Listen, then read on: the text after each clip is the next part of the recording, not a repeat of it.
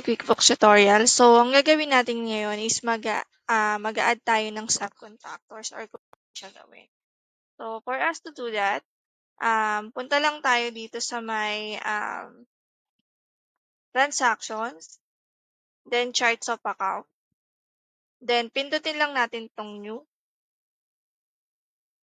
Then, yung sa client kasi natin na transaction ngayon or yung yung sa client natin is yung subcontractor niya is cost of sales. So, for that, i-record natin yung subcontractor natin as cost of sales.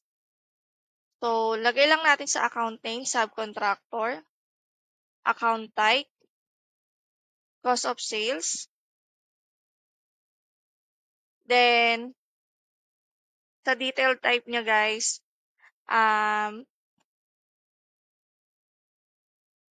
other cost of sales na lang. Then, save lang natin siya guys. So, ganun lang kadali mag-add ng subcontractor, guys. Since meron tayong mga transactions na kailangan i-record to subcontractor. Yun lang, guys, sa ngayon. Thank you.